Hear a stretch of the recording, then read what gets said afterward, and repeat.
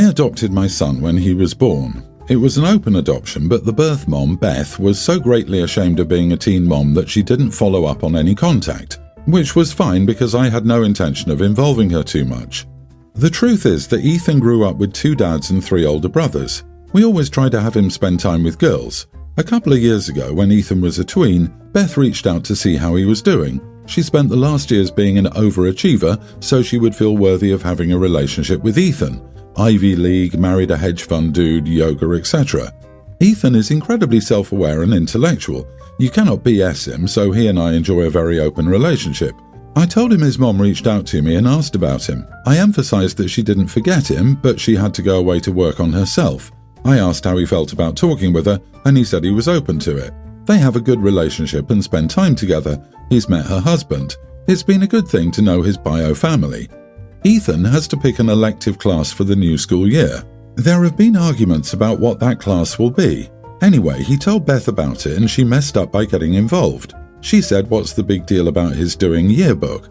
He should do what he wants to do. It's his class. I was like, you messed up. I said, girl, you are not his mom. You're more like a sibling. Siblings don't get a say in parenting decisions. You take a back seat. You're a seat filler in the life of Ethan. Just don't forget your place.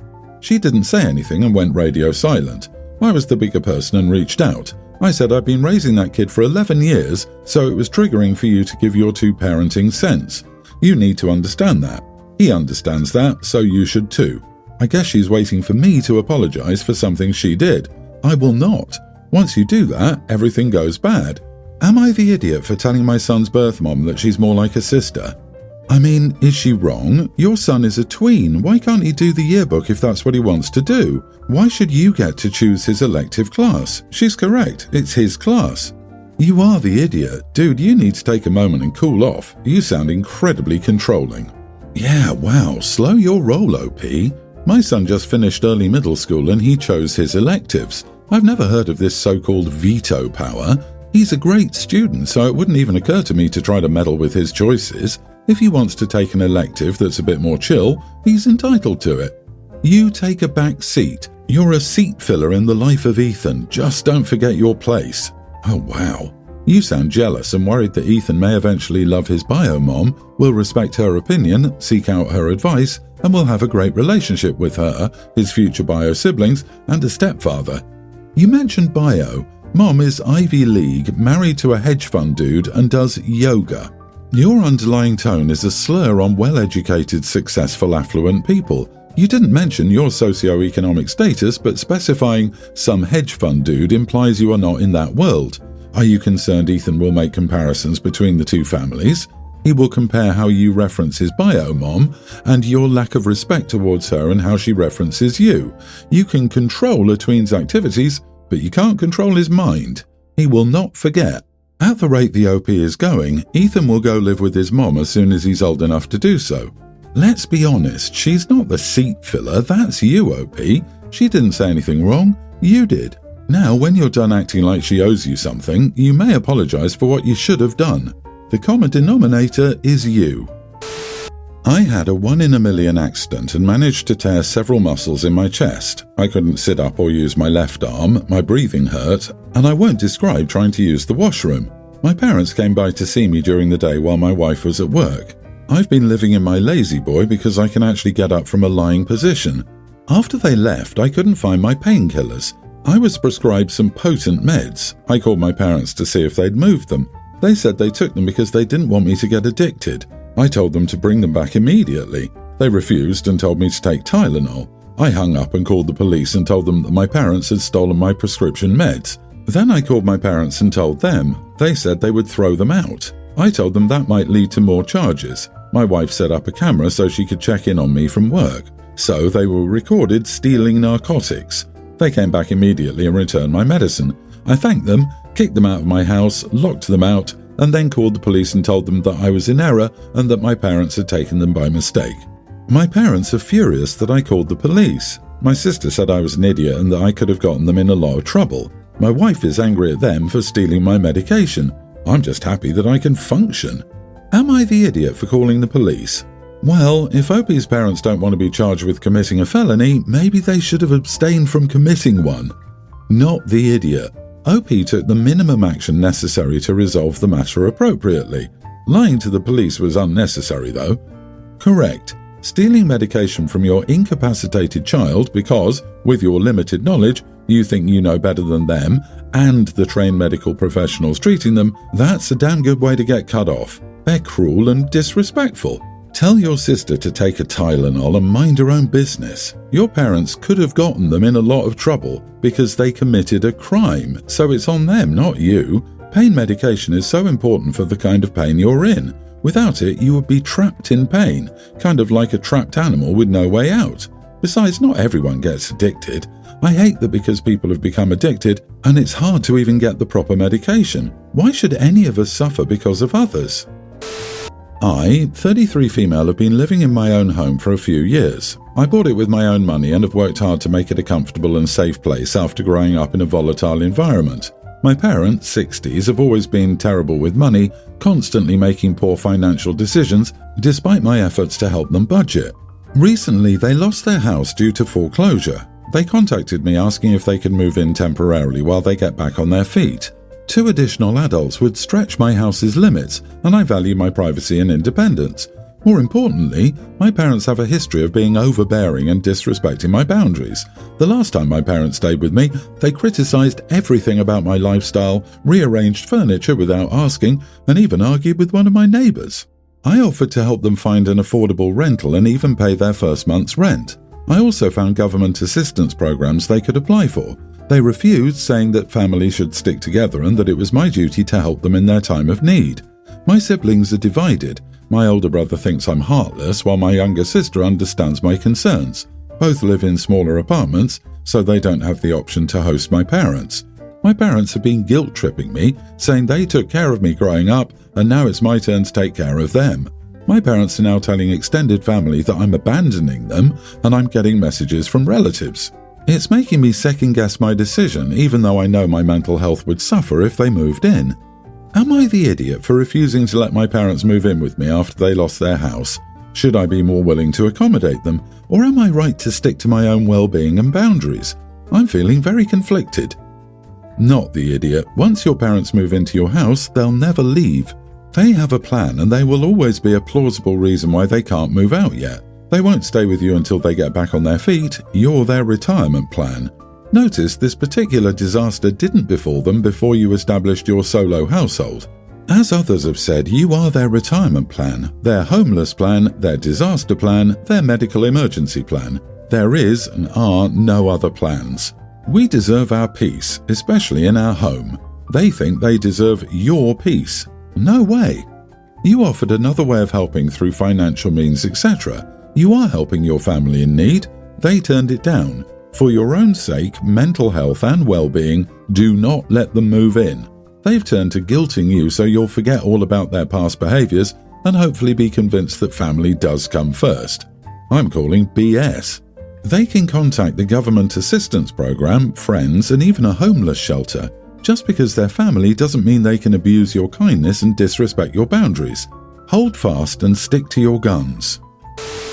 My wife, 31, and I, 33 male, have been married for 8 years, and we have a young grammar school-aged daughter. My sister, 31, was married to her husband, but because of his infidelity, they're now looking for divorce. My sister was pregnant with her first child, but she didn't want her husband in the delivery room with her. She called me and asked if I could come for emotional support because she was nervous about childbirth. I, of course, said yes. She lives in a different state, and I was going to go there for a week. But when I told my wife about it, she said that I would miss my daughter's birthday and our wedding anniversary. They're both a day apart. I knew I would miss those days, but I didn't think it was a big deal, so I told her we would celebrate the anniversary when I returned, and I didn't need to be physically present for my daughter's birthday. I could just FaceTime her. My wife then asked why my sister couldn't call anyone else for emotional support, and I told her that was a selfish thing to say. I was there for the birth of my sister's baby, and everything went pretty smoothly. When I returned, I was really happy, and I started making plans for the wedding anniversary, but my wife seemed a bit sad about everything. I know it's because I missed the anniversary, but I don't see the big deal when we can celebrate it on another day. I understand my wife considers it a very important and special day, but it's just a day, and it doesn't mean anything in significance compared to the birth of my sister's baby. Am I the idiot? Missing the birthday and anniversary are, in the grand scheme of things, only a little problematic. The reason you are the idiot is because you decided everything unilaterally, and that was a really crappy thing to do to your wife. You're supposed to be partners. That means you owe your wife a discussion about it before you commit to your sister. You've just demonstrated to your wife that when something is important to you, any consideration for her or your kid goes out the window. I think he's the idiot because he clearly understands this is a big deal for his wife, but he doesn't care. So why should it matter? It matters because the woman he made vows to is hurt and feels abandoned on a day that was supposed to be about celebrating their union. He made it clear his wife and child came second.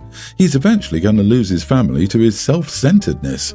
Not just that, but the way he brushes off his child's birthday too. Like, I really don't need to be there for that, I can just FaceTime them. Wow, Dad of the Year. Also, he says that the anniversary of the day he married his wife is insignificant. OMG.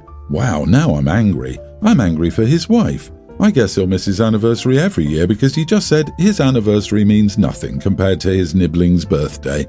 You are the idiot. Wife sounds defeated, like this wasn't the first time. Update, am I the idiot for missing my daughter's birthday and my wedding anniversary? Wow, that was a barrage of onslaught. I read a lot of the comments and most people thought I was an idiot, which I didn't expect. However, it opened my eyes to the possibility that I may have been neglectful to my wife. I want to provide a quick update, but also provide some more background and clarify a couple of things. Of course, my daughter's birthday and our anniversary are very important and special occasions. I just meant that compared to the process of going through childbirth during a stressful time, it seemed insignificant to me. My sister found out only a couple of months ago about her husband's affair. It was horrible. When she called me, she was really worried about how the stress was going to affect labour. She was worried she was going to die because one of her friend's mothers died during childbirth. She was panicking and I had to calm her down. Of course, I was going to go, whether for a week or a month or however long. Our parents passed away in an accident when we were really young, and we were taken in by our loving grandparents, who we'll always be grateful for. Both our grandparents have also passed away. Besides, my sister and I have always been tight. Also, my daughter's birthday party was set up and the invitations had already been sent to friends and family. Now getting to the update. Yes, I do realise after reading the comments that the way I went about everything was wrong. I shouldn't have called my wife selfish, and I should have put more effort on our anniversary. I only called her and didn't send her any gifts or flowers on our anniversary, and that's my fault. I had a discussion with my wife a couple of hours ago, and I apologised for everything, and I told her I would make up for it. She actually seemed very happy after the discussion. I think it's because I apologised and took accountability, which admittedly I haven't done recently. I reassured her that our anniversary is the day I will always cherish the most. I didn't speak about my daughter much in the last post because there wasn't really much to say. She did have a great time at the party. Yes, she missed me, but she's really happy I'm back now. LMAO, this update just confirmed that you're a selfish person in general and only took accountability when you received internet backlash. I apologised and took accountability, which admittedly I haven't done recently. Damn, your wife must be a saint.